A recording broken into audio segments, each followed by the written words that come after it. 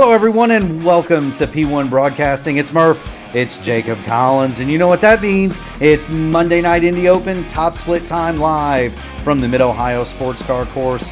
The big story today, Jacob, it's not the tires, it's not the fuel mileage, it is the weather, is it not?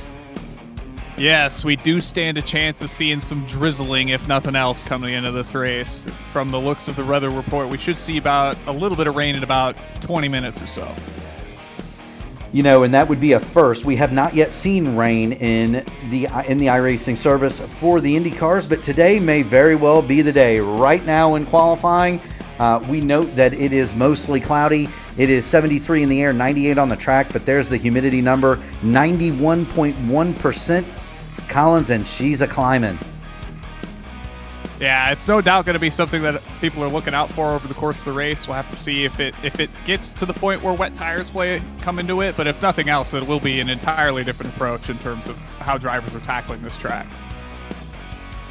You know, it most certainly will. And speaking of tackling this track, Jacob, this is a very, very, very unique course. It's an awesome one to be sure. We're going to look at Blaze Andrich and get on board with Blaze just to kind of see exactly what he's seeing going around Mid-Ohio. He's headed up right now through one of the most famous corners. That's 4, 5, and 6, down through the S's. Look at how much he's fighting that wheel, though, Jacob. Yeah, it's one of those things where the track kind of picks up and falls away very quickly. It's very hard to get the car on the line that you want it to be, especially through the kind of the right and left-hander up over the crest of that hill. You're kind of fighting that car to get it all the way over the left that you possibly can. So likewise with the carousel, as we see there, he's fighting it, trying to get it back onto this front straightaway. Yes, he is. And here's turn number 1. Of course, Blaze looks like he's slowing down. He's done his 3 laps, and that's going to lead us, Jacob. I don't think anybody else has times left to send.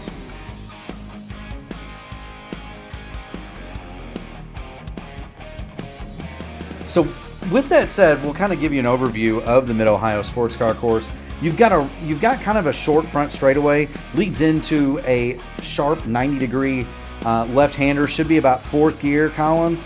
That's what we're over top of. Go under the bridge, flick it left, and then you go down the first of 2 pretty decent sized straightaways toward the keyhole. Tell me about the keyhole, Collins. What's that corner like?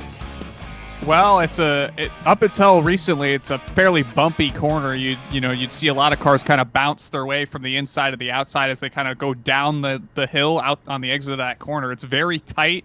You got to slow the car up pretty early and arc it in to get it from the outside all the way to the inside, and then arc it all the way back out. So it's a tricky corner in its own right, but it matters so much because of that long back straightaway heading down into China Beach. Yeah, it does. So you get out of turn 2, the keyhole. Your 2nd gear, you're fighting for all the grip. To me, that's always a difficult corner because it's kind of either flat or off camber a little bit. You launch out of there and you go straight down. There is a corner, air quote, back there, turn 3. It's just a little flick to the right, flat out in these cars for all intents and purposes. You get to China Beach, hard on the braking, to the right, up the hill to the left, back down the hill to the right. There's a brow there that you go over. And Jacob, that is probably the most unsettling corner in all of IndyCar for me.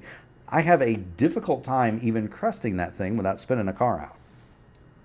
Yeah, it's definitely where the cars get the lightest on the course of the schedule as we see it in the IndyCar Series, right? As you've got such a tight corner turning left, almost at like a 45-degree angle relative to straight, and then you're going up over that hill, but you're trying to fight to stay on the inside of that crest as much as you possibly can because you don't want it to fall away from you, because it's so easy to just fly off into the grass there.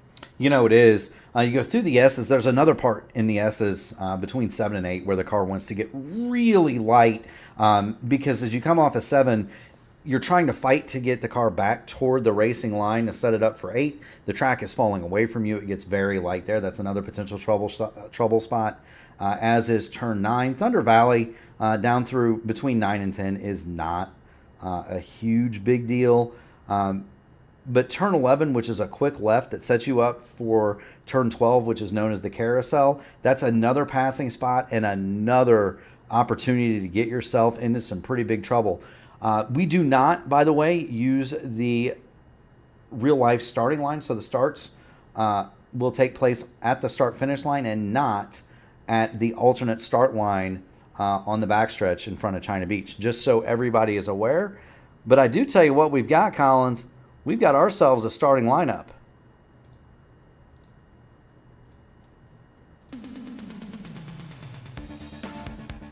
On the pole, I don't think any surprise, Phil Kraus, the community pro, as it were, has parked his power slide machine on the pole. Minute 6, 7:12. He's got Jacob Oster, also a participant in that pro series, to his outside. Kevin Desnoyers will start in row 2 alongside Will Weiser, Rashad Craig, and Tyler Maxson. They'll make up row number 3. Alan Berteau is going to start 7th alongside Hunter Ingrab. Anna Klimek, she'll roll 9th next to Logan Edwards in 10th. Shady Ahmed, he'll be 11th next to David Monona. Nigel Honiger, he'll go 13th. Mackenzie Stewart, 14th. Chad Simpson is 15th. Blaze Andrews, 16th. David Hinger, 17th. Oh, hey, Olivia Hayward is 18th. Jack Mara, 19th. And Liam Kerr will round out the top 20. An interesting situation at the back. Jason Brophy took 3 qualifying laps. Unlike his 2 Pro Series compatriots, he didn't make it. Jason Brophy will start shotgun on the field today.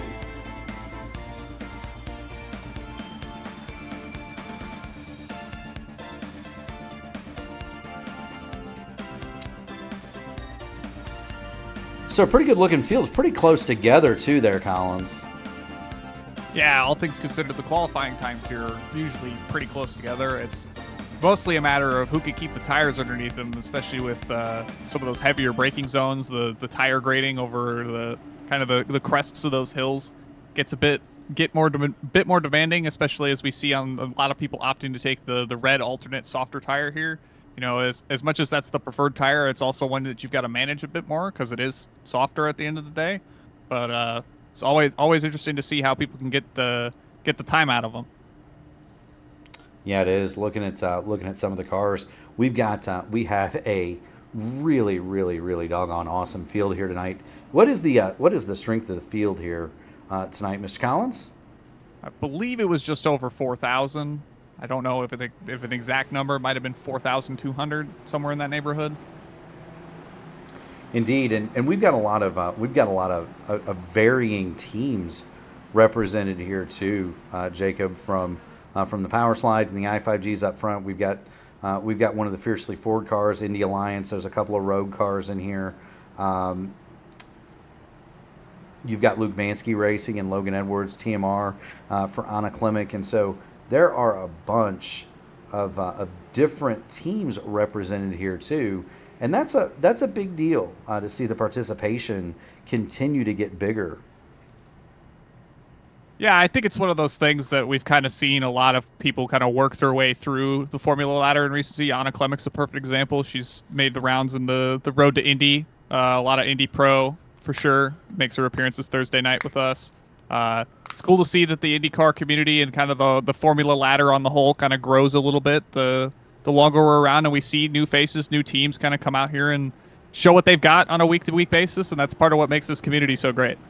You know it is, and that's it's always great to see new faces. Not that we don't love Phil and Jacob and those guys up front, Rashad Craig, the guys that are here every week, but it's always great to have new blood and see new faces, and those new faces be competitive with the old pros. Although I will say this, Jacob, I don't think I will ever be as fast as Phil Kraus.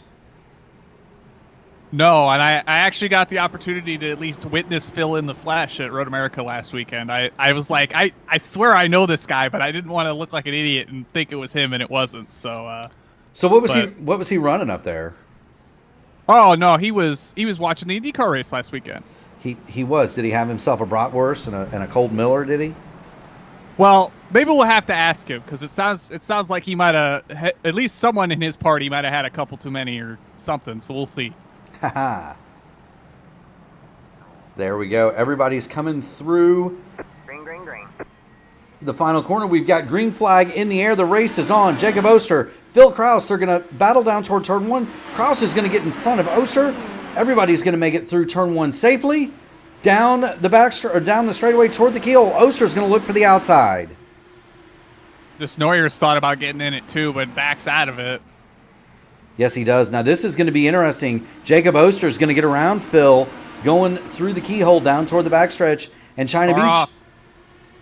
Yes, there is a car off. That's Alan Bretreau. Jason Brophy did start from the pit lane. Oster to the inside into China Beach. Now, of course, that becomes the outside here. But now the inside again. Oster has claimed the position, and now Kevin Desnoyers looks like he would like to get involved. Desnoyers, excuse me. I always want to missay his name. Yeah, it looks like Alan might have gotten the grass on the outside of the keyhole there, got on the throttle, and looped it across the track. There was a car that managed to clip them with the front wing, so I don't know who that machine was, but there may be another car missing a front wing as well. There could be. We haven't seen any evidence of a car missing the front wing. Battle a little bit further back. That might have been Logan Edwards as he goes off. Everybody is more or less single file now. You're looking at Anna Klimek in 8th, Logan Edwards 9th, Blaze Andrich trying to go around the outside of Mackenzie Stewart. We'll see if that works. He's going to have the draft from Logan Edwards, though, coming down the back. Yeah, and it looks like Logan is the one missing that front wing from the incident with Berteau on lap 1, so he'll start to fall down the order slowly here as downforce is very important, especially as we come into this back half of the track. I think we found our missing front wing. That's on the machine of Logan Edwards as he is missing what appears to be the right front main plane on his Luke Mansky Motorsports machine, and that is not going to do him any favors here.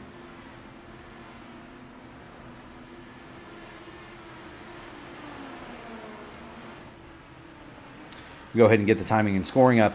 It's kind of interesting tire choice here, Jacob. Every car is on the reds. As you see Logan Edwards, the red alternate tires, Logan Edwards is coming to the pit lane to get repair, and he's going to have to make one more stop. So that's going to be a costly sojourn there for Logan Edwards. Jason Brophy has now passed 2 cars. He's up to 18th. Meanwhile, the battle for the lead rages. That's Jacob Oster in the front, and Phil Kraus looking to see if he can't get by.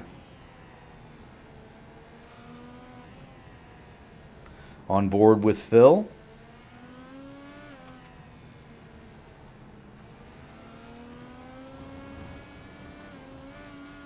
Did you hear the rear wheels lift off there, Jacob? You can. I mean, are those things ever on the ground?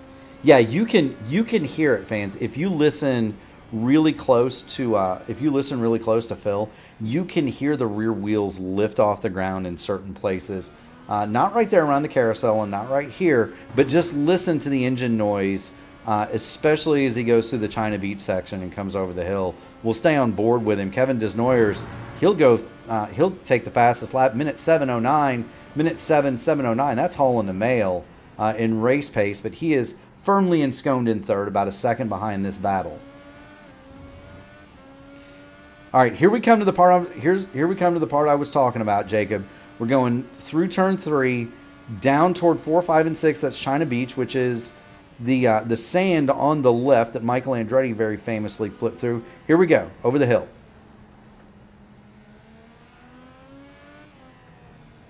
Yeah, you don't hear the tires anymore.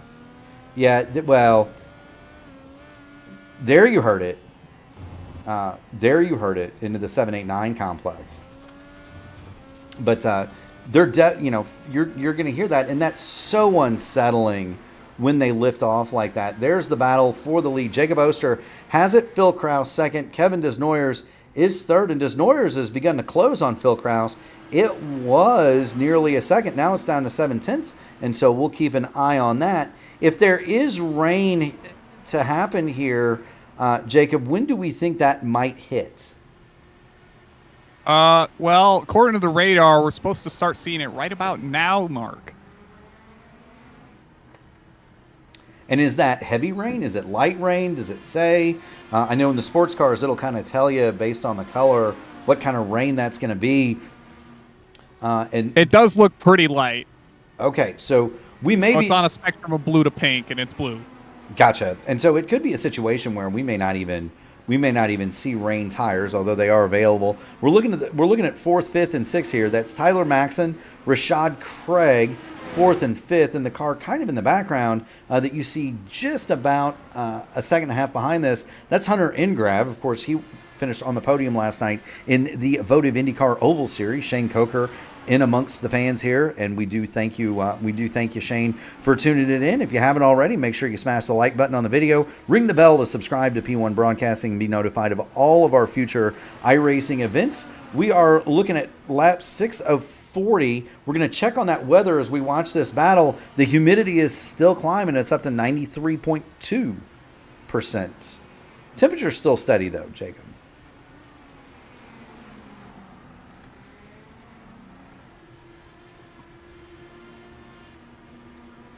And it looks like we'll be getting it on the end of the track by the keyhole to start. So if we're looking for kind of where we'll start seeing it. Gotcha. There's Hunter Ingrav. He's running along in 6th. Dave Minanoa, he is in 7th in the SRT machine. Blaze Andrich is looking at Dave Minanoa, and Blaze has made a ton of spots up to start this race. He's currently 8th. He started in 16th. What a start for Blaze Andrich. Yeah, kind of talking and listening to Blaze over the course of the last couple weeks here. He's cited qualifying as being a weak point for him, and if that's his weakest point, and he's able to charge through the field here and maybe get closer to that top 5 by the end of this race, that'd be well worth the price of admission for him. It is, and we've seen Blaze Andrich run in the podium positions in this series and on this Monday night broadcast, so we know he's plenty capable. But he's looking at Dave Minanoa for 7th. Keep an eye on him. Will Weiser, there's Will in the American Legion colors. He is currently running along in 9th. And then how about Anna the Deer Klimek?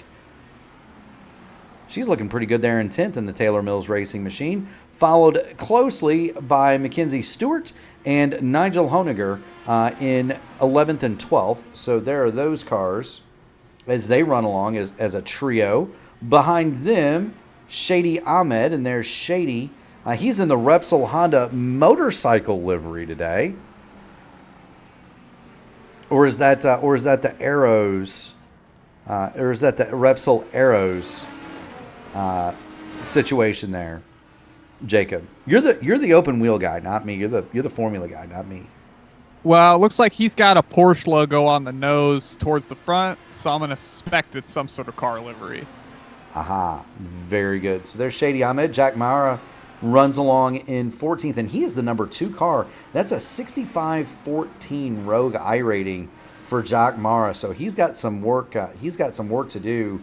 Followed closely by the satellite entry of Chad Simpson, then David Hinger and Olivia Hayward. Those are the other cars in this battle. That's 14th, 15th, 16th, and 17th. Jason Brophy is edging into the picture. There's Brophy in the familiar green and black power slide colors. He's looking up the road, trying to hunt this crew down. Troubles in qualifying started from the pit lane for Jason Brophy. He's got a long way to go, though, in 18th. He was the last car into this race, by the way, in 21st. And so there's Brophy. Logan Edwards had the new front wing at the beginning. There he is. It's all fixed. He is 19th, 31 seconds off the pace.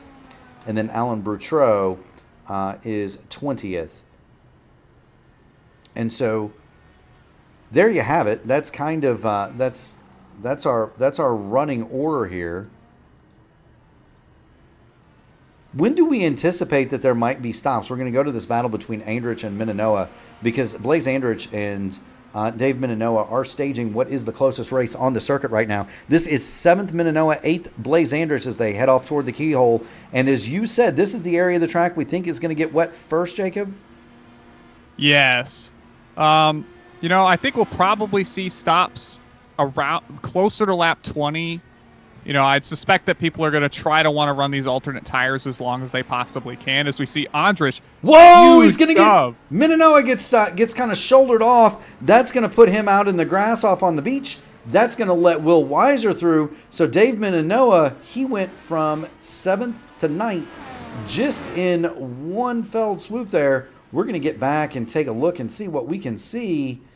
There's Blaze Andrich. He makes the dive, can't quite keep it down, and there we go. And Alex Miller, by the way, is reporting that we have rain in the keyhole, and we see it. We see it now. We're seeing it now on the surface. We have raindrops. So there they are on the windshield of the aero screen for Jacob Oster, and that's a first, race fans. That's the first time we've had rain in iRacing and IndyCars. Right here, you saw it live on P1. There's Jacob Oster going through the raindrops back, I don't want to say toward the sunlight in China Beach, but it is a little bit lighter over there, isn't it? Yeah, we're seeing rain all the way to about the center part of this track at this point, so it's entirely possible we'll see this entire facility under a cloud before the end of this lap here. It is. Now, talk to us a little bit about the mechanics of the rain, because you've run a lot in sports cars, other Formula cars where rain is available. Talk to us about kind of how the rain works. Is it going to start playing havoc with the grip on these cars immediately? Is it going to take time? What do we need to look for? And when might it be time to switch to wets? So the standout thing in this car is that it doesn't seem to handle the rain quite as poorly as, say, your prototypes do, where it's basically as soon as the track's even remotely wet, you need to be on wet tires yesterday. This car does seem a bit more tolerant of the actual the road being wet, but the bigger issue is visibility of cars in front of you.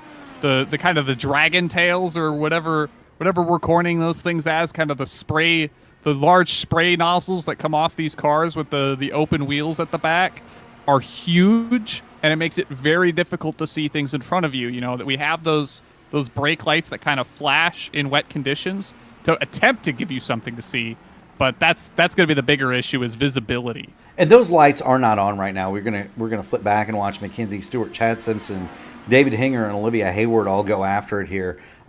Because this is a battle for position. Did want to show that Oster was the first to arrive on the rain, and so that's going to be an interesting trivia question for those so inclined. I bet Gary Godso will have that filed away. Who was the first IndyCar driver in iRacing to encounter rain in an official session? Jacob Oster would be the answer to that question. But this is a pretty doggone good battle here for the lower positions. These guys have been getting after it. Yeah, that's part of what makes the series at the end of the day so interesting, right? Is you've got, a decent battle still at the front. Phil Krause is only 1.2 seconds back of Jacob Oster, but you have all these cars in the mid-pack within a second, 2, maybe 3, 4 seconds of each other that could realistically, one small mistake could put them right back into a couple more positions in front of them. So you mentioned, Jacob, and we're going to get on board with Mackenzie Stewart just to kind of show what you're talking about. The car in front has, and we're a little bit further away, but the car in front, if you look at the bottom of the rear wing and the housing, there you have the diffuser, and that's what Joseph Newgarden's team filled in and got him penalized at Indianapolis for. On that diffuser, there's a rain light. When will that light turn on? Is it something, I know that we can't turn it on in the cockpits, but is it something that iRacing will turn on? And how wet does it have to get, or do we know yet? I believe it's at iRacing's discretion. I don't know yet personally, because I haven't been in any sessions with rain in this car, but I would imagine it's just essentially at the discretion of iRacing Race Control as to when those turn on, when the session gets declared wet. And the one thing that I still have yet to figure out is if we're required to do a tire compound change to the other dry compound, or when the session is declared wet or not.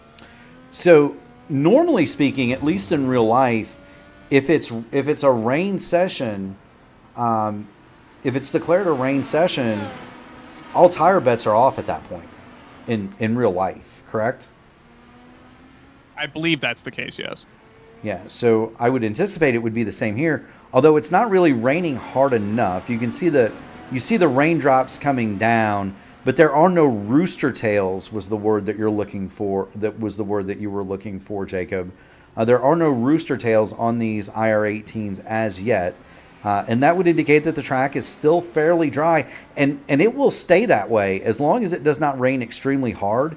The track will not get wet because these cars, for all intents and purposes, our giant vacuum cleaners running around the track, sucking the water up off of the racing surface.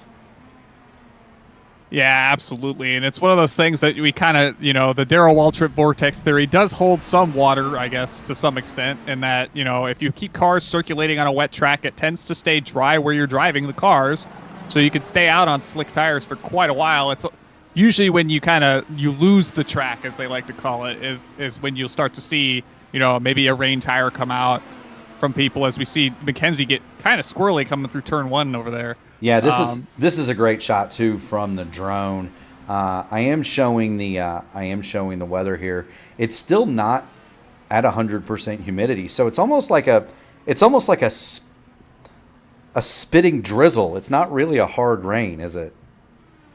No, it seems light. Like this is probably the heaviest we're gonna see it, as it looks like it's gonna taper off here shortly. So it's entirely possible that we never even see a wet tire come out this whole session.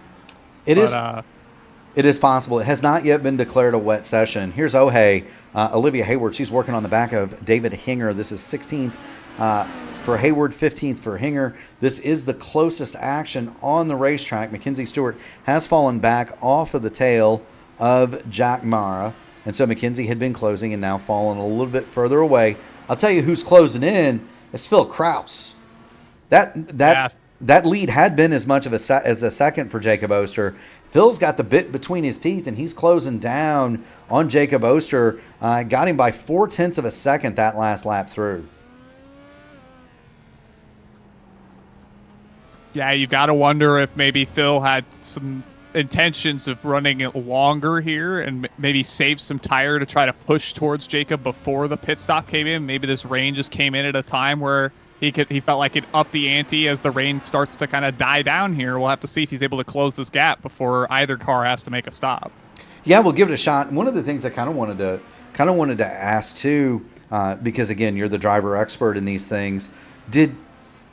Is there a preference? Would you rather, if it's slightly damp, is it better to be out on hot alternate reds, or fresh cold black primary tires? Or would you rather just say hot tires preferable over cold tires no matter the compound? Yeah, I'd imagine tire heat is still going to be preferred at the end of the day, regardless of what compound it is. Obviously, the preferred tire kind of remains the preferred tire at that point. But I think the bigger thing will be is, when these guys come in and pit for, presumably their set of fresh black tires, the primaries, if they're going to be able to, get out there and have enough heat in the tire, if they're going to have to wait a lap, 2 laps to get enough heat in the tire to deal with the wet conditions. Well, and that's the other thing you kind of wonder. They're going to have to stop here within the next 10 laps or so. We had figured that the fuel run would be anywhere between 25 and 27 laps would be kind of what I've been led to believe, although that depends on kind of the downforce package. We are starting to see that rooster tail now come off the back of Jacob Oster, so the track is taking a little bit of water. It's not huge. It is not huge, but if we look in from Phil, you can kind of see the water coming out from underneath that Team I5G machine. It is getting more and more wet, Jacob. Yeah, and it's possible that this light rain, given just that it's covered the whole track at this point, it's going to be enough to where we may see, a gamble at some point by someone pitting onto a wet tire. Who knows if that turns into the case or not. I don't think we'll see that today. But, I suspect as we see more rain in this car, you'll see guys start to bring those wet tires out, and you'll see that rooster tail get higher and higher. It's wild seeing these things in the rain. It looks like an angry group of unlimited hydroplanes coming toward you. Have you ever seen those things in life, Jacob? By the way, an unlimited hydroplane. I remember watching them on TV as a kid. So they used to have an unlimited regatta in Evansville, Indiana, where I grew up, and we would go every year. That was actually my first exposure to. At the time, it would have been mainstream motorsport in the late 80s, right? Those things were huge. Routinely, Thunder on the Ohio was the third largest sporting event in Indiana after the Indy 500 and Indy 500 pole day because there was no Brickyard 400. Then Phil Kraus looking around the outside of Jacob Oster. He's finally decided to make his move. Oster's not really going to defend it too hard into China Beach. I think he's used the good on those alternate tires. He is in the window. You think we'll see him stop and pit, or is he going to try to fight on here knowing that it's damp? I think he's going to try to stay out as long as he can, get a feel for the conditions, if they're actually going to get worse or not. It's entirely possible that kind of changes the judgment call that they make for tires. We saw Jacob kind of get a little loose coming out of the keyhole there. That gave Phil the opportunity to kind of run him down the backstretch there, and it's entirely possible that come the end of his tire stint, it may be wet enough where the wet tire may become the preferred tire. It could. Now here's Kevin Desnoyers. He's running it in third position, and he's got a pretty firm grasp on that too. He's a couple of seconds behind Jacob and Phil, and he's about 3.5 seconds ahead of this guy, Tyler Maxson, who's having a dandy of a day. Tyler Maxson in the number 7 in fourth position. He runs just ahead of Rashad Craig in the Indy Alliance machine, and we just saw Rashad get big loose coming out of the keyhole. And there's his view.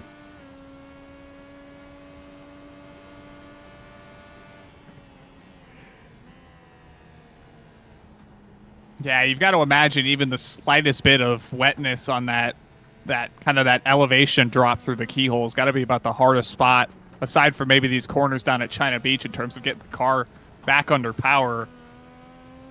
Yeah, that spot that Rashad just went through is one that I always have trouble with. That and right here. I always seem to hit that wrong and wind up in the barriers on the left. But Rashad Craig doing a fine job. You can see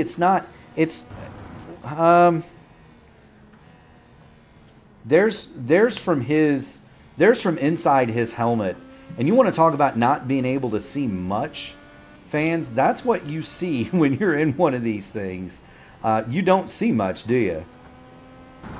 No, and that's kind of the funny thing that the IndyCar has amongst even cars that have rain on the iRacing service, right? Is we're one of the few that are open wheel and have a windscreen that doesn't have a windshield wiper, right? So we're essentially relying on gravity, or like the force of the wind against the front of the car, to blow that rain away, which makes it a lot more difficult to see things. And Rain-X.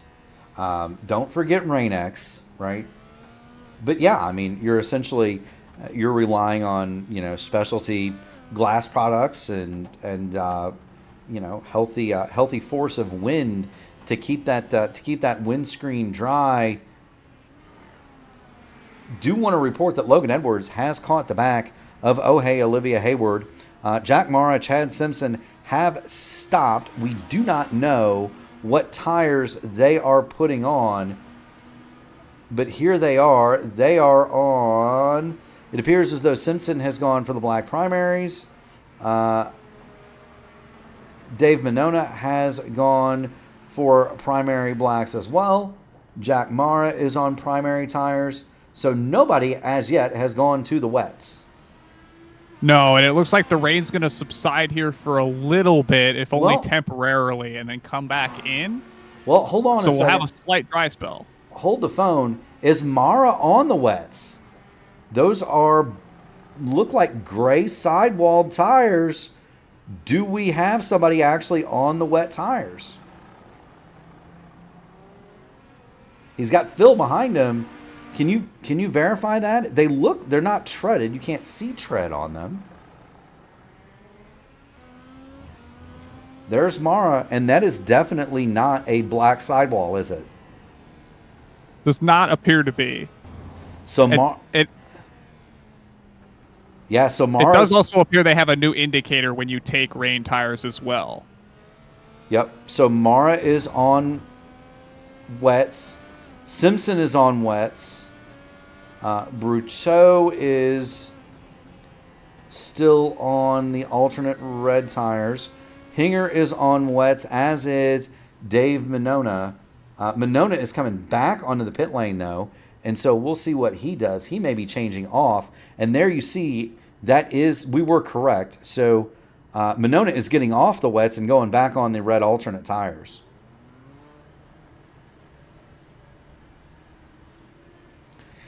So another question then becomes, if they never declare it as a wet race, does that satisfy the changing onto a different compound? These are all things that we don't. These are all things that we don't know. Alex Miller has said that Mara, Monona, Andrich, Hinger, and Simpson are all on wets. It should remove the tire requirement, of course, if it's declared a wet race. But this one hasn't been declared as a wet race, so that's interesting enough. Meanwhile, Jason Brophy has caught the back of Blaze Andrich. Andrich is on the Firestone wets, and Brophy is going to whistle right on past him. Andrich the last time through, minute 15.9.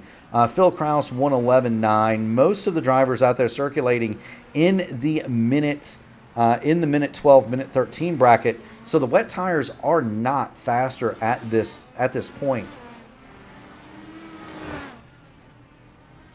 But that's the gamble. Do they become faster at some point?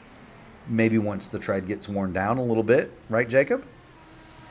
Well, that's also kind of a tough spot to be in too, right? It's because, if you wear the tread out and it gets wetter, then you don't really have anything to wick the water away anymore, and you're on a hot tire that's inherently slower, right?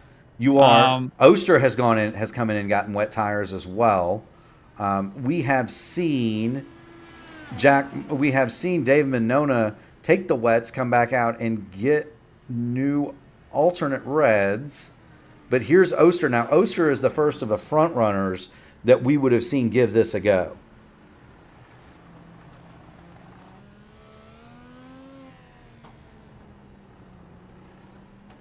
And how much of this do you think is it these guys not knowing, and so they're taking them just to see what it is?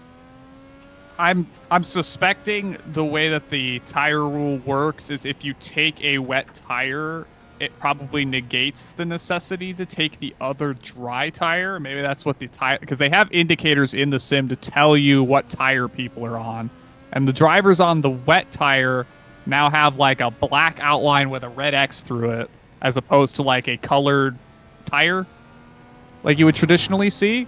So sure. I'm suspecting that that's how they've gotten around the need for the tire restriction. So I'm wondering if that remains the case here, even if the session itself's not declared wet, that if the wet tire is used, that counts as changing compounds?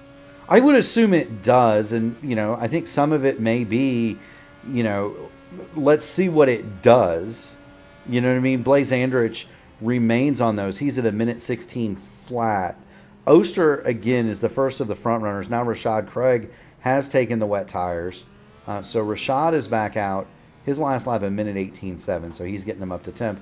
But Oster here is going to give us really kind of the first indicator as to what those wet tires are really about here.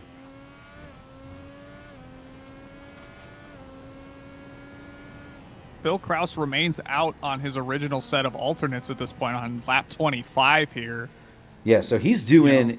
Him, Desnoyers, Ingrave, as we're watching on board with Oster, taking a look at lap time. He is fighting that car. He's through at a minute 15.085. So that's quicker than what we had seen him running on the old alternate tires. Now Tyler Maxon is right behind him. Maxon has gone for a different strategy altogether. He's put on a set of the primary black tires, so he did not take reins. He's going for the blacks. Yeah, we'll have to see how that pays out, because we're kind of seeing the alternate runners fall closer on the old alternate tire, closer to where the wet tire is fresh. It's possible that these black tires get closer than that, but we'll just have to see if he's able to make up any ground on anybody in front of him. We will. So just to kind of update you, we did not know how this was going to work, but anybody who has a red arrow next to them, they are on the red alternates. Anybody that has a black arrow with a white outline, they are on the black primary tires. Anybody who does not have anything next to their name is on the wets. That's how it's appearing on the scoring pylon. Shady Ahmed has pulled his machine into the pit lane and called it a day. So Dave Monona is the last one out. Monona did come in and take fresh take fresh red alternate tires. He did a lap at 1:16.048 the last time through. Oster at 1:15.7. Kevin Desnoyers came in. He took fresh primary tires, as did Ingrave. And we're still waiting on that man right there, Phil Kraus, to hit pit road. Will Weiser is also still out on his original primary, or on his original alternates. He's coming in, and I'd imagine that we're going to see a Will Weiser here very shortly as well. Do want to thank everybody, and we're going to stick with Phil here to see what he does. Do want to thank everybody for joining in on the broadcast. If you haven't already done so, make sure you hit like on the video, ring the bell to subscribe to the channel, and be notified of all future P1 iRacing broadcasts. There's Phil Kraus, the leader. The power slide car goes up, and he's got the wets. Back away he goes, and we'll see what Will Weiser does. Weiser is the last of the front runners. We've got a mixed bag. Phil on the wets, Kevin Desnoyers on primaries. You've got Oster on wets. Maxim and Ingrav are looking at primary tires. Rashad Craig on wets. That's the top runners. Down goes Will Weiser, and he has elected to go on the wet tires as well. No, he's on primaries. Weiser on primaries. Okay, so there we go. And I'd imagine those primary tires are they have to be a handful.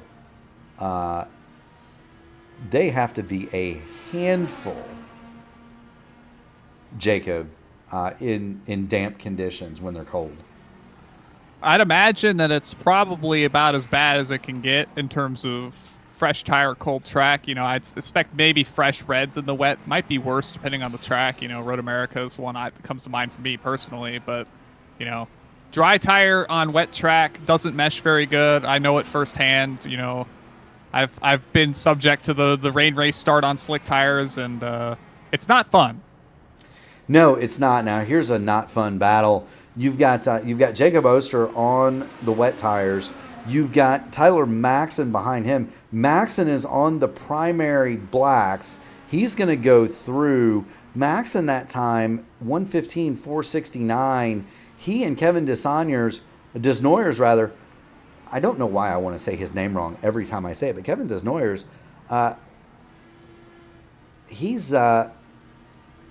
he and Maxon are the two fastest cars on the racetrack. Hunter Ingrav is also one of those primary runners, and he has not yet gotten his up to temp. So we're gonna have to see. But those cars are much quicker than Oster and Kraus, the two front runners on the wets.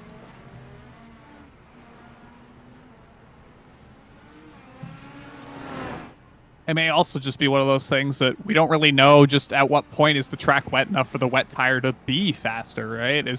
You know, we've kind of got a light track with a light rain going on over the course of this race here. It's entirely possible that primary tire remains the fast tire all the way to the end here. Yeah, and you don't know what you don't know. You know, you certainly don't. There you see Tyler Maxon. He's running wide. Now, was that because he hit a wet patch on the track? Was that because he outbroke himself? Noting that he has one of the community pros behind him. Who knows? I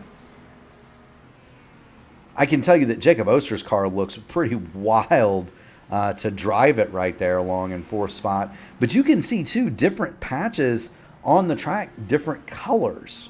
That's something that we're not used to.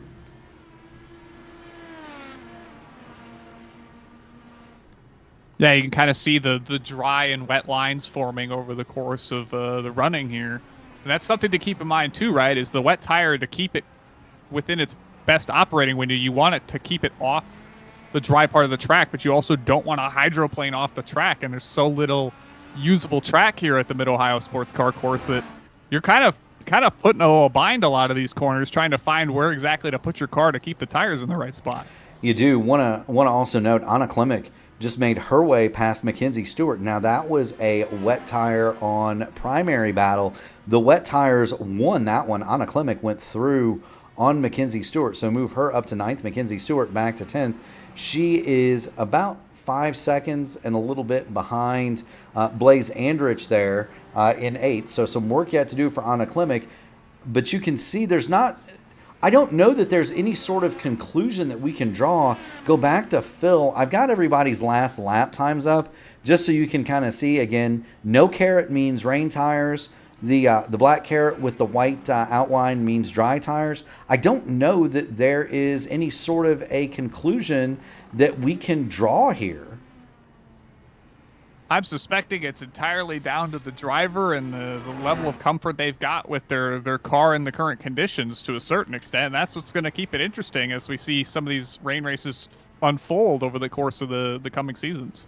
We do the cars that I'm looking at to make that choice, positions 3 through 6. You've got Maxon on dries. He and Oster on wets ran the same speed. Hunter Ingrav, Rashad Craig. That's primary dries versus wets. They were basically the same speed the last time through. I don't know that there's any sort of anything that we can draw from this exercise other than that Phil Kraus is now sauntering away from Kevin Desnoyers. He was 4 seconds quicker that last time through. I'd imagine that Kevin had a bit of a moment there. Well, you also have to have run the tried and true tested hypothesis of Phil Kraus is fast, right? Yeah. That's always good policy. There goes Desnoyers.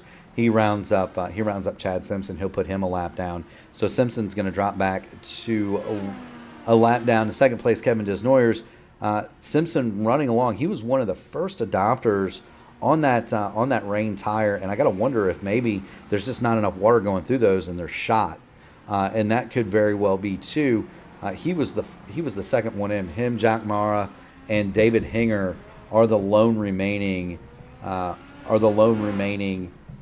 crew. David Minona also pitted with them, but he immediately came back in and took a new set of alternate reds. So, Nige Camargo has a great point. Kraus put on his wets later. Maybe Oster burned his up. I don't necessarily know. I wouldn't necessarily think that, insofar as this is almost, it's not wet or dry enough to really make a determination. Jacob, isn't that kind of where we're at with this? It's just not enough data yet. Well, it's that, and it's also, people trying to figure out at what point is it wet or dry enough, as we see. Who is this? That's Mackenzie Stewart rejoins. Yeah, we're going to get back and show what happened to Mackenzie Stewart as well, off through China Beach. I can't. Oh, big moment for Kraus. And we'll go show big moment for Phil. Whee! There goes Phil, as Clendy would say. Whee! Just he's running his wet tires right on the ragged edge. I would say, Jacob. Well, that is how you got to be fast, right? Yep, you're going to see, she's going to scoot just out of the way of Phil, try to fall in behind Kevin Desnoyers. He's running along 13 seconds back. Tyler Maxon has been catching Kevin Desnoyers, and that's a Fiercely Ford machine that's an independent on a Fiercely Ford machine. They've got Jack Mara in between them, but I tell you what, Tyler Maxon has been coming.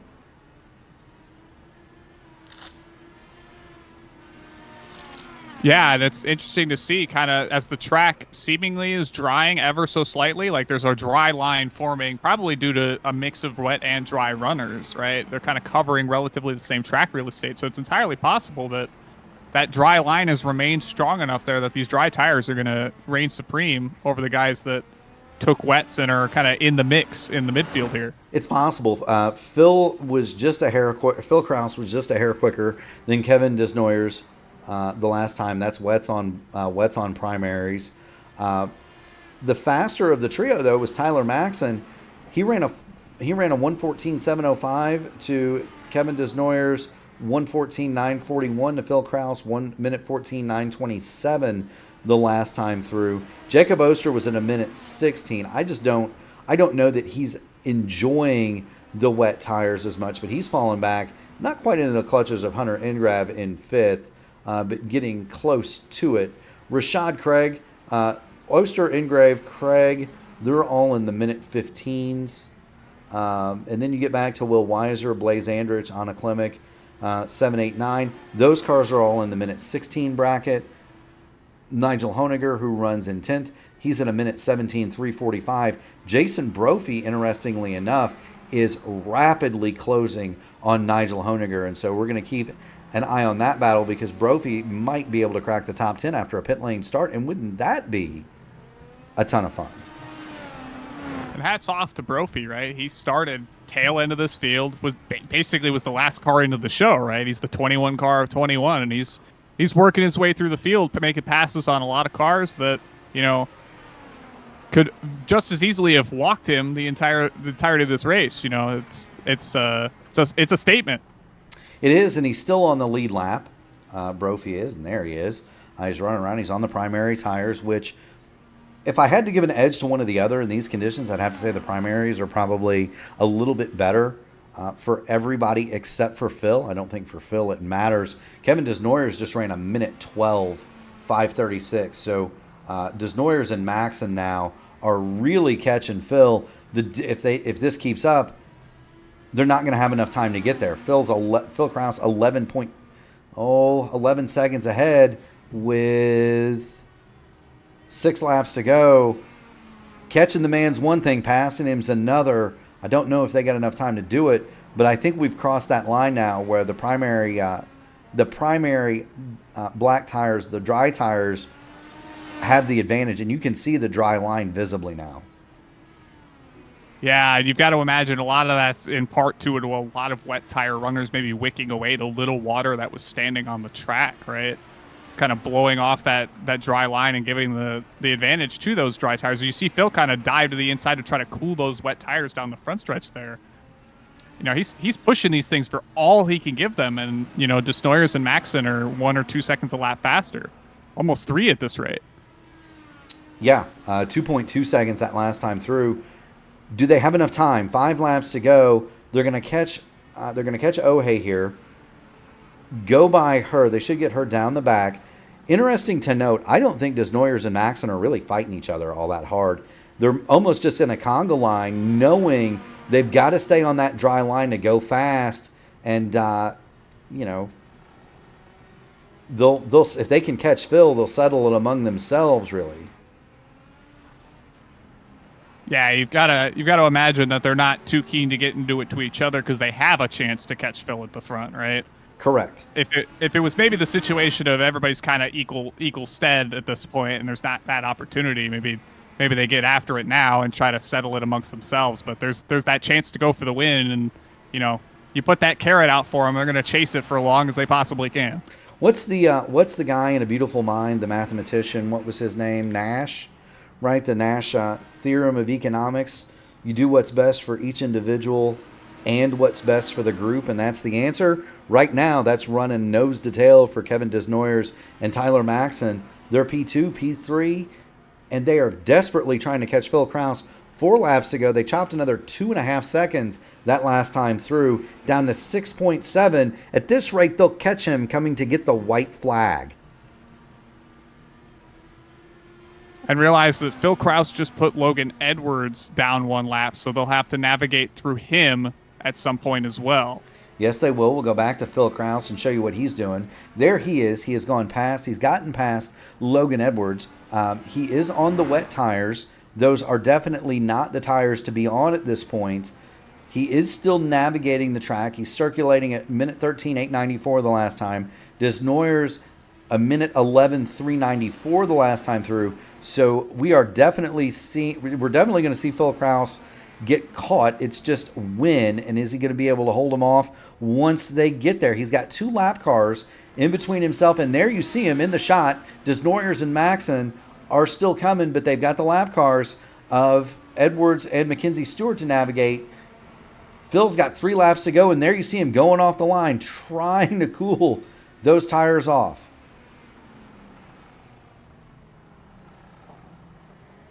Now, Collins, you see him do it there too. Is that something that you can see? Is there an indicator in his cockpit that might be working? Is there not? We have. So I would suspect that when you're actually driving the car, that the tire temp indicators may tell you that the tires are cooling. But as far as we can see, I don't believe we're able to see the tire temps for the reasons iRacing hasn't give us external access to the tire temps at all. There's a lot of nefarious things that could be done with such things. Well, we have the indicators on the steering wheels now, right? Well, so he knows. Yeah, he'll know, but we have no discernment of just how much or how little it's actually helping him to move around the track to find that cold, fresh water that's sitting on the track for him to try to sop it up and keep these tires underneath of him. Speaking of cold, Mackenzie Stewart just hit a black flag, and I believe that's going to be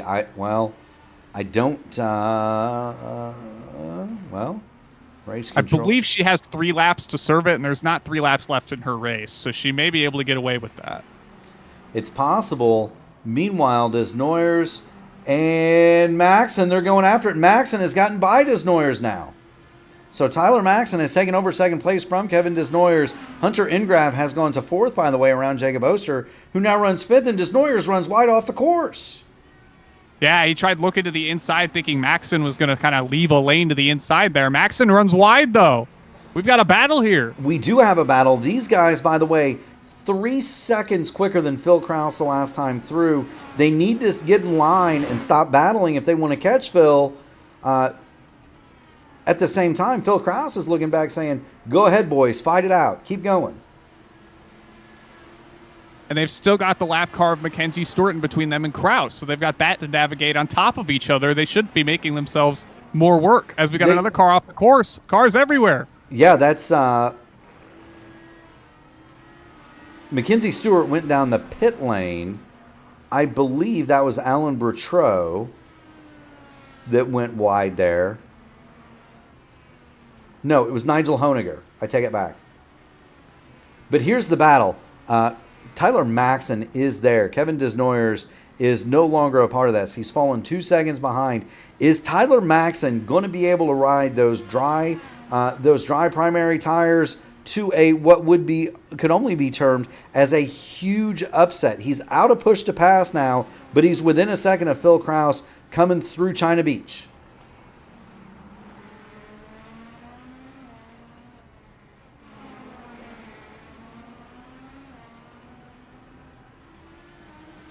Every last corner exit's going to matter here to the utmost degree as Maxon's on the gearbox of Phil Krause. He's there. They're under the bridge. Phil's going to slam the door. Here they come toward the final set of corners. This is the carousel, and then they're going to turn from home. Phil Krause is going to turn to the right. He's going to hug the curves on the inside. We're looking for Maxim. What kind of launch can he get out of the final corner? He can't quite get there. Phil Krause is going to hold off Tyler Maxon.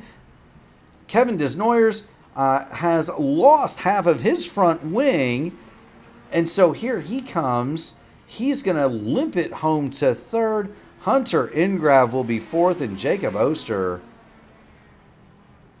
after leading most of the early race, will soldier home for 5th. Looks like Desnoyers went off at China Beach, and then on his journey to rejoin the track, hit the inside wall on that turn cresting the hill, dropping that front wing. Indeed. Watching the cars, watching Rashad Craig, Jason Brophy. They're going to come through. Brophy made it all the way up to 8th. He got past Blaze Andrich and Anna Klemick in the late going. Blaze Andrich and Anna Klemick are still out on the course. There's Blaze. And give these drivers credit where credit is due. You see Brophy bringing it in. Brophy's going to bring it home in front of Andrich. There they come, and here comes Anna the Deer. She's around the carousel through the final corner, and there's Anna Klemick for Taylor Mills Racing. She will finish in 10th, and that is everybody who made the finish. We had 10 cars on the lead lap. That's not too bad. No, especially given how quick the lap time here is and the differing tiring strategies with the pace gap that kind of developed towards the end there. Good stuff. It most certainly was. Almost forgot the music. We can't have a race without music, Collins.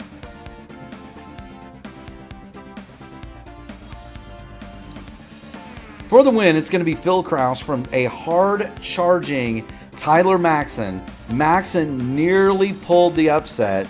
He'll bring it home second. Kevin Desnoyers, he'll round out the podium in third. Hunter and Graf fourth. Jacob Oster, after leading much of the early going, he'll be fifth. Will Weiser, Rashad Craig, Jason Brophy, Blaze Andrich, and a heck of a run for Anna Klimek.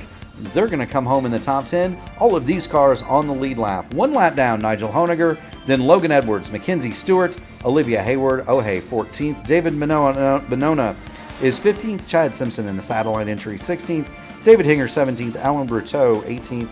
Jack Mara, the number 2 entry, one lap down in 19th. Shady Ahmed out of the race in 20th. And Liam Kerr, I do not believe Liam Kerr took the start.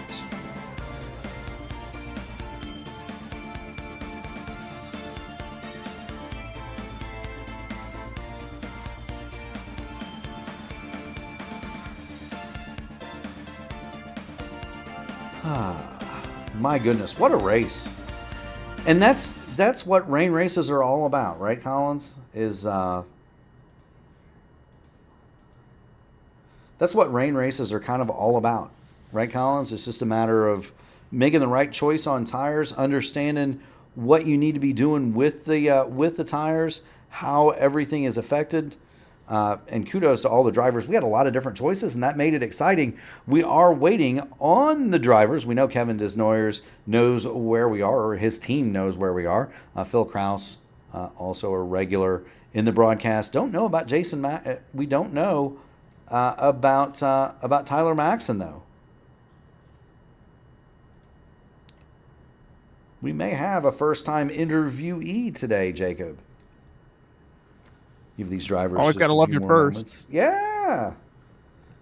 You know, we don't do any rookie hazing here, Tyler. So you can feel free to come on up. There's Phil. He's in the waiting room. We'll give it another moment or two for Kevin Desnoyers and Tyler Maxon to filter on in. There's Kevin. Let's bring him on up. Kevin, Desnoyers, you've got Mark and Jacob in the P1 broadcasting booth. You got a copy? Yep.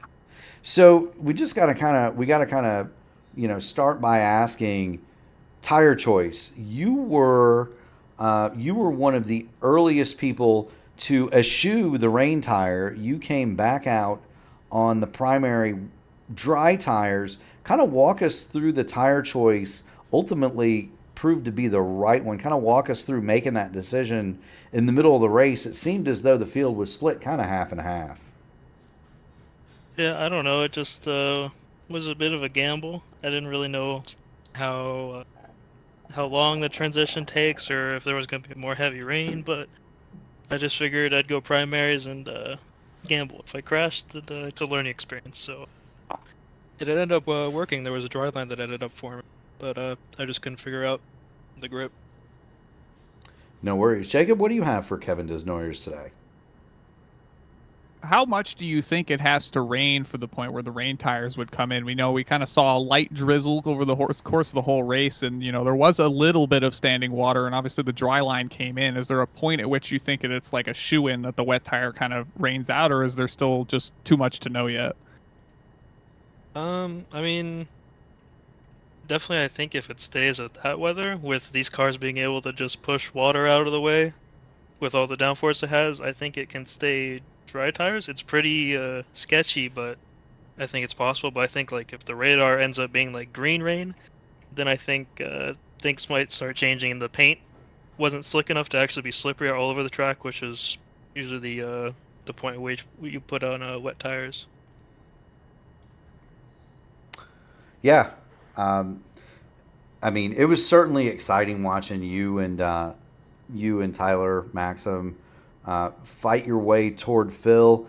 It looked like you were going to get there. Ultimately, you come up just a little bit short, but Kevin, what a great run today nonetheless. Friends, family, sponsors, shout outs, the floor is yours. Of course, as always, a shout out to the team. These setups they put together, P1 Docs, Just shout out to my team. A lot of them weren't able to really run today, unfortunately, but yeah. Well, thank you so much, Kevin, for joining us. You definitely upheld the fiercely forward banner, bottom rung of the podium today, and that's no slouch given the changeable conditions. Congratulations, keep going fast, having fun, and we will see you at the next one, hopefully. Yeah, thank you. Yes, sir. That is Kevin Desnoyers, and we'll go ahead and get tonight's winner up, Phil Kraus. Phil, you've got Murph and Jacob Collins in the P1 broadcasting booth. Talk to us about tires, my man. That's kind of what's on everybody's mind. You definitely Jacob Oster gets the nod. He's the answer to the trivia question: what IndyCar driver arrived in iRacing rain first? But you won the race. Kind of talk us through how you did it on what seemed to be the wrong choice of tire. Yeah, I think the wets were only better for me on the first 3 laps of my stint as people are bringing their new primes up to temperature. It's kind of funny. I think running the wets allowed the people on dries to find speed because the wets are going to move more water than the dries ever will. So we kind of made a dry line for the dry tire guys to run on. And first it was pretty comfy. Once it started raining, I was able to pick off Jacob. But second stint, about lap 30 on, it was pretty much just staring at the delta, hoping and praying that I wasn't going to get caught before the race was over because it kept on becoming a bigger delta between the dry and wet every lap. Got lucky that Kevin and Tyler battled on lap 39. That definitely bought me some margin, and then because where Tyler got to me, there was nowhere really to go unless he really forced something, and probably would have ended up taking both of us out. Yeah, this is probably going to be one of those. This might be one of the races if you go back and watch the broadcast, and I'm sure you probably do, but you can actually visibly see the dry line forming as it happened, and that's probably something you guys are going to want to pick apart, especially since this is the first one. This is the only data you have, right? For this car, yeah, but it follows a similar pattern to other cars with the wet tire on iRacing for sure. So it's not too much to dive into for me, I don't think, but just something to keep in mind. Gotcha. Jacob Collins, what do you have for Phil Kraus this evening, as it were, wherever he is? Yeah, we're talking kind of time delta between the dry and the wet tire. How do you go about managing when the closing delta is just so high? Do you have to kind of throw it out the window and just push forward as hard as you can, or are you kind of paying attention to the cars catching you behind, trying to get an idea of just how long are you going to have to kind of fight your way in front of them? I mean, nothing I could really have done in terms of driving difference. Once I saw that the dry tires were starting to go quicker than the wets, it's like, okay, we're going to have to go balls to the wall and just make sure you don't throw it off the track pretty much, because you can't really just sit there and just manage your lap time, manage a gap, because the gap's always coming down, and it's going to keep getting bigger and bigger and bigger, the time delta between them. So you just kind of have to go and hope they don't get there, or the rain gets worse, because the rain was really on and off too. When we pit, it was probably the right idea to call the wets. If the rain stayed the way it was, wets would have been the right call, but the rain kind of ebbed and flowed throughout the whole race, really. Copy that. Well, thank you so much for joining us, Phil. Congratulations on another win. Enjoy having you up here, friends, family, sponsor, shout-outs. The floor is yours, my man.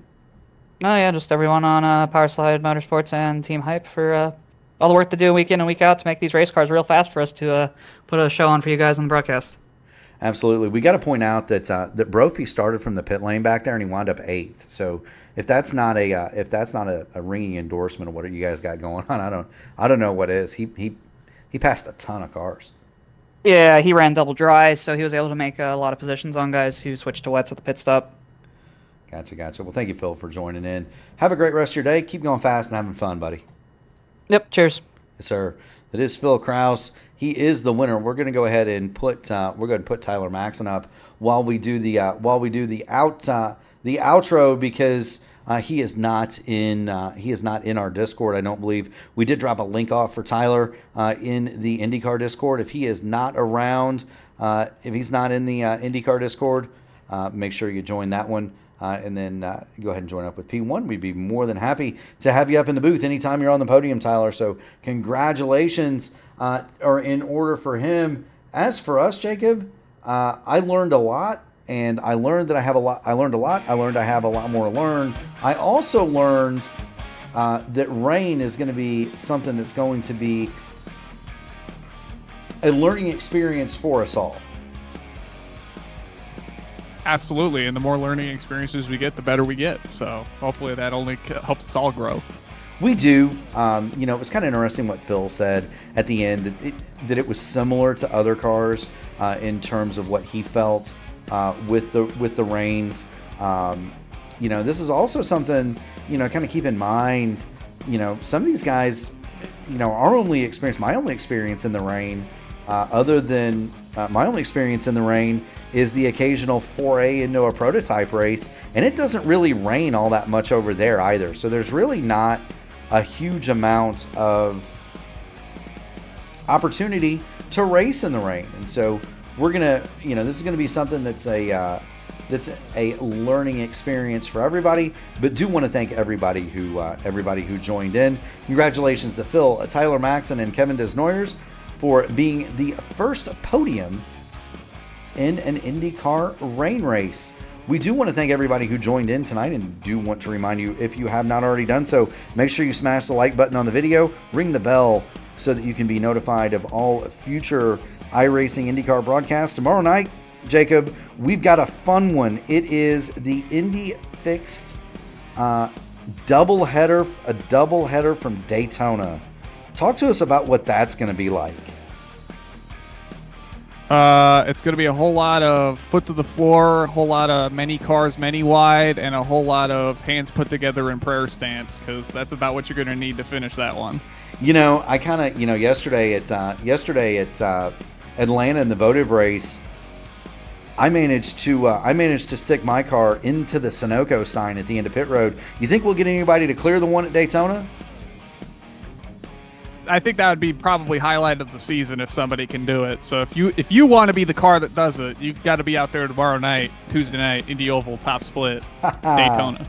Very good, and that is a doubleheader. Gary Godso will have that one at 8:15 p.m. Eastern Standard. There is not a lot of action next week, owing to the fact that it is a holiday week. We're going to have the iRacing IndyCar Series presented by 4D Racewear here at Mid-Ohio. That's going to be on Wednesday, July the 2nd. And then there are no league races. We're going to have, let's see.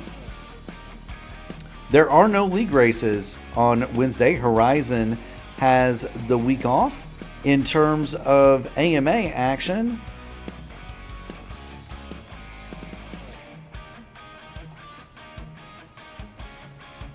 July the 3rd is, so Thursday night is off, and I believe the Truck Series, Jacob, is off for the entire month of July, and that brings us right back. To next Monday, where you and I are going to call it from the brand new Iowa scan, and that's interesting. I've run that in a DW12. We'll also have the nightcap 9:35 for the Sim Gaming Expo ISRA Open Wheel Series. Do want to thank all of the people at P1 for all that they do, all of our friends, all of our supporters. The fans are what makes this fun. Thank you so much, everybody, for being engaged in chat. For Mark Murphy, Jacob Collins, Gary Godso, our founder. We also want to thank all the people that make this possible. The military, the police, the firemen, the EMTs, the nurses, in the emergency room, in the hospitals, at night, so that we can sleep safely in our beds. We thank all of you profusely. Keep doing a job well done. Boys and girls, we will see you tomorrow night from Daytona.